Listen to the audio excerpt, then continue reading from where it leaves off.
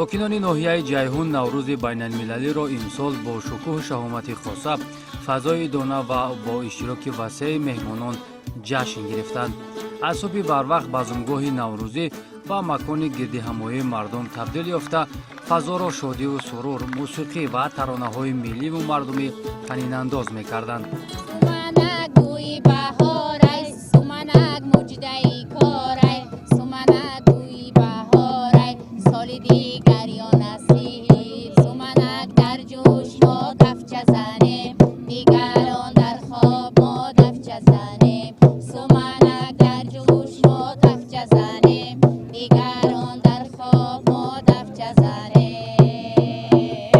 تمام مردم شرفمند دیار عزیز و محبوبمان تاجیکستان را با این جشن پرشکوه نوروز بین المللی تاجیکستان تبریک و مبارکباد نموده به همه هموطنانمان تنجی و آسودگی این دیارمان، خوشبختی و خرسندی هر یک شهروند و به نسل نورسان گفتنیم که آینده سازی وطن هستند. همیشه در همین خیلی فضای پر از صلح و صفا، پر از تنجی و آسایشتگی عمر به سر ببرند و این وطن عزیز محبوبمان را چون گهواره چشم نگاه بدارند.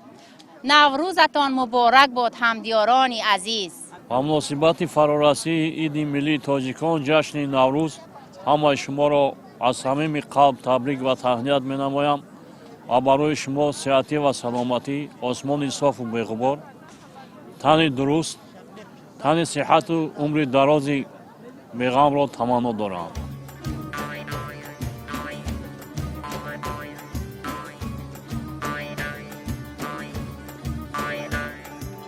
با آراستن دسترخوان ایدانه که در آنها انواع طعم‌های سنتی نوروزی از قبیل سومنک، هفسین و هفشین، شیرینی‌های ملی و میوه‌های بهاری جای دادند، ساکنان مهمانان را با روحیه بلند استقبال گرفتند. هر یک گوشه بزمگاه از فرهنگ، تاریخ و عنعنه‌های نیاگان شهادت می‌داد. ما امروز در ناحیه جیهون دسترخوان ایدانه ترتیب دادیم که این از هفسین و هفشین اوقات‌های لباس‌های ملی، خوراک‌های ملی که این نشانه از تنجی، سری، پوری مردم دهخان است که این همه شما شاهد حال هستید که دسترخوان همش از مهنت همین دهخانان ناحیه هستند. نوروز به نوبهار کی می‌بینم، گل‌ها را به شش قطار کی می‌بینم، گل‌ها را به شش قطار در فصل بهار، دنیا را به یک قرار کی می‌بینم. تمام مردم تاجیکستان را به عید نوروزی عالم افروز تبریک میگویم. بگذار همیشه سربلند و خانه آباد باشید.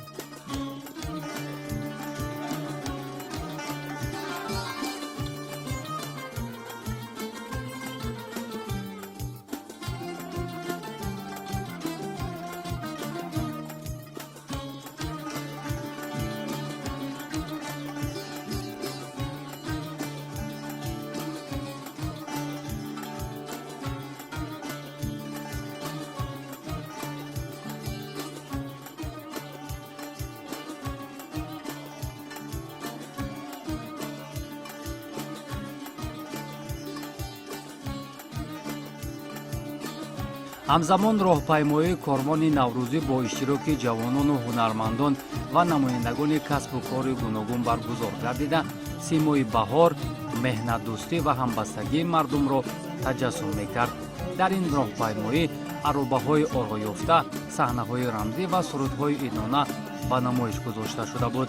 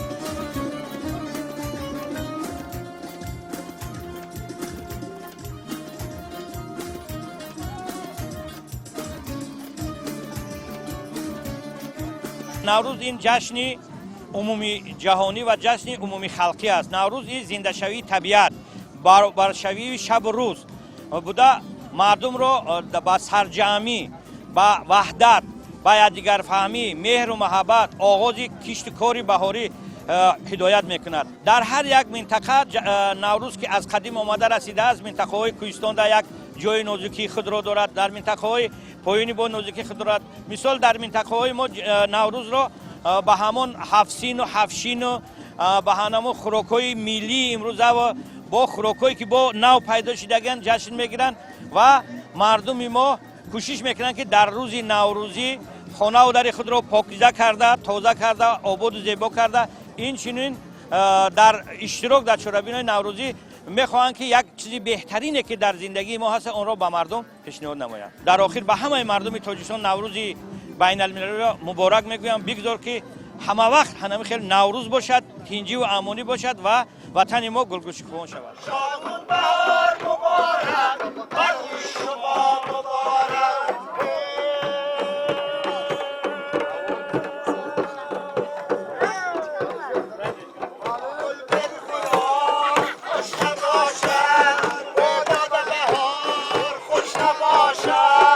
намояндагони ҳукумати мамлакат, роҳбарияти вилояти хатлон, раиси ноҳияи ҷайҳун ва дигар меҳмонони расмӣ аз базмгоҳи наврӯзии сокинон динар намуда ба заҳмату омодагӣ ва дастархони идонаи онҳо баҳои баланд доданд.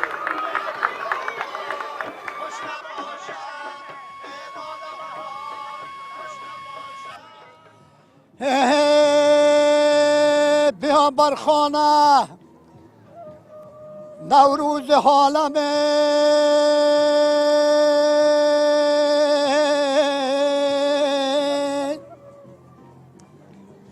بیا هم در وطن شادی با هم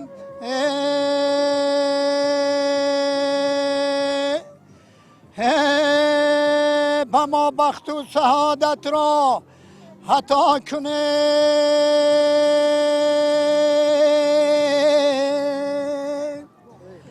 غنیمت این زمان این ساحت این دم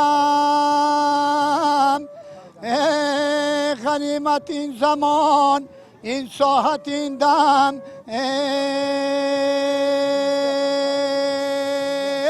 در همه منطقه زیبای تاجیکستان عزیزمان جشن نوروز قید کرده ایستادن و ما مردم بدخشانی که در ناحیه جیهون استقامت میکنیم البته این نوروز را با یک خرسندی کلان با یک مهنت و دستجمعی سرجمعی گذرانده ایستادیم و به همه هموطنان عزیز و به همه دیاران خود شاگون بهار مبارک میگویم که دائم دسترخوانشان پرناز نعمت پرفیض و برکت باشد.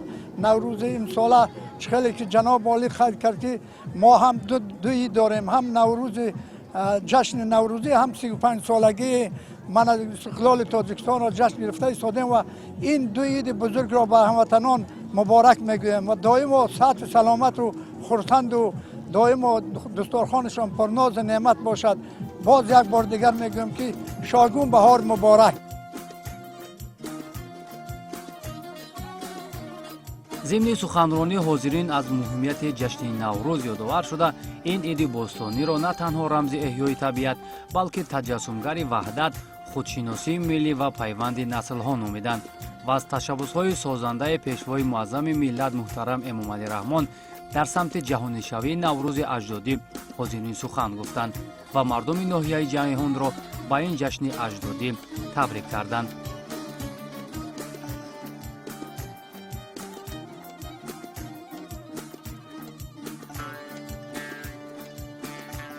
در واقع این روز به مکان خرسندی کودکان تبدیل یافته بود. آنها دواتاز میکردند و با چهره خندان بزمگاه نوروزی را زینت میبخشیدند.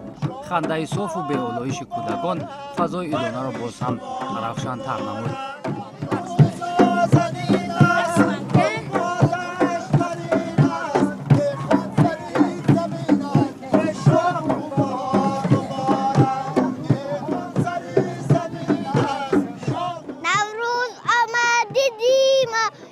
خوب زبا نه آیا بگو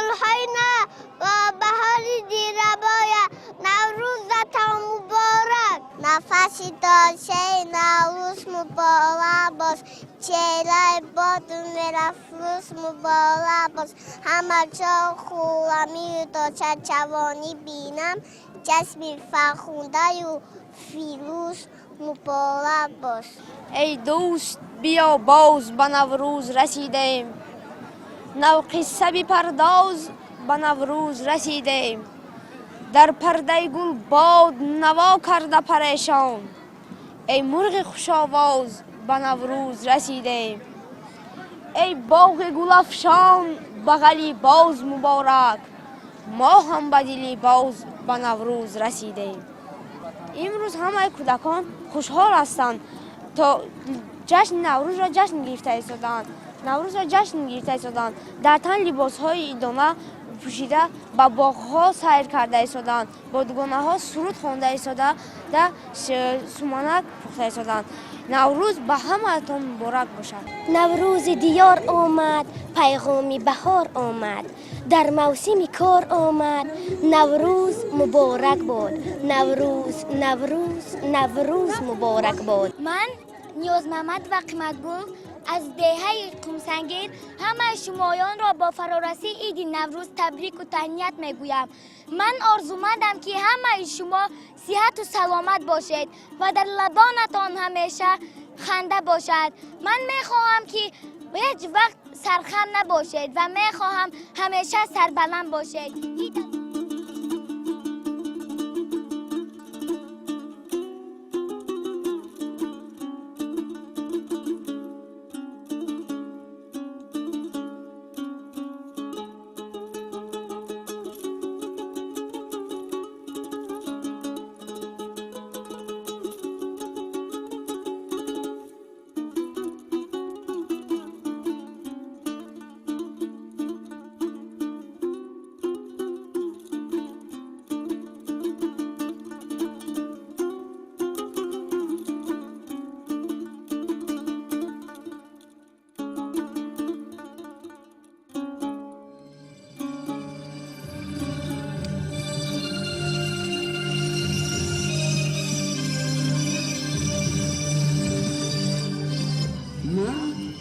زمینم من مادری حیاتم در آغوش من دانه به گل تبدیل می‌یابد من رمز حاصل خیزی و زندگیم ببینید که مرد دهقان نخستین دانه های گندم را در آغاز سال نو به زمین می‌پاشد و از آن حاصل فراوان به دست می آورد.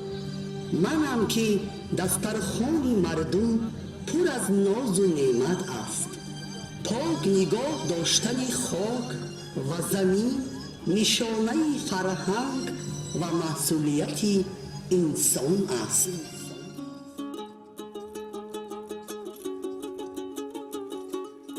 یکی از لحظه های خاطرمانی بزمگاه نوروزی نمایش تئاتر کننده شده بود که تاریخ نوروز، احیای طبیعت، پیروزی نور بر ظلمات و آرمان های انسان را با زبان صنعت تجسم نمود.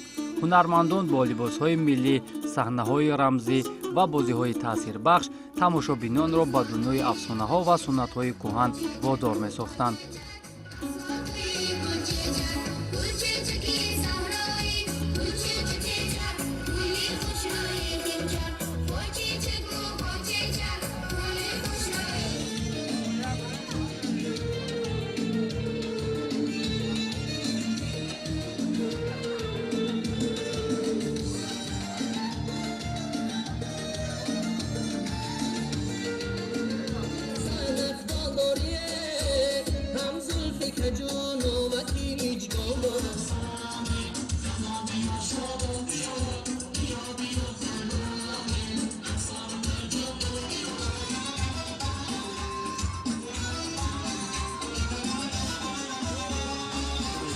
طور خود مشاهده کردید مردم سربلند ناحیه جیهون نیز چون ساکنان دیگر شهر و ناحیه‌ها نوروز بین المللی را در یک فضای صلح و آرامی در یک فضای تنجی و آسودگی جشن گرفته ایستادند.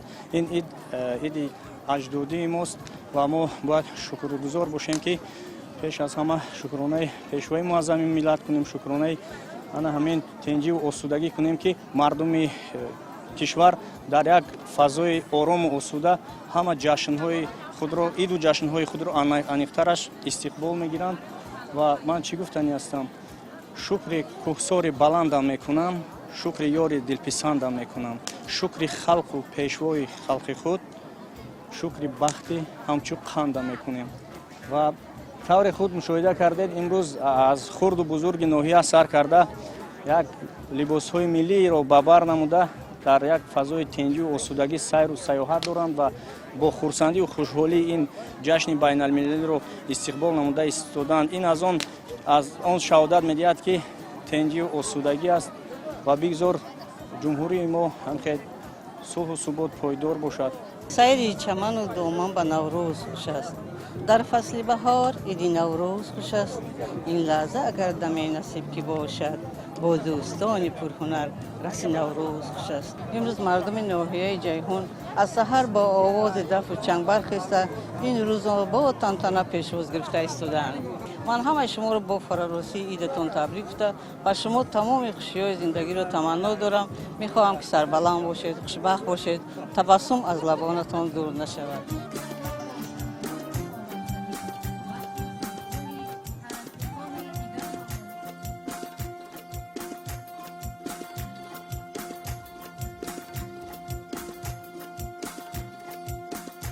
ҳамин тавр ҷашни наврӯз дар ноҳияи ҷайҳун бо хандаи кӯдакон, зебогии чакану атлас ва чеҳраҳои пурнури пирони хирад ба як тантанаи воқеии зиндагӣ, дӯстӣ ва ҳамбастагии мардум табдил ёфт.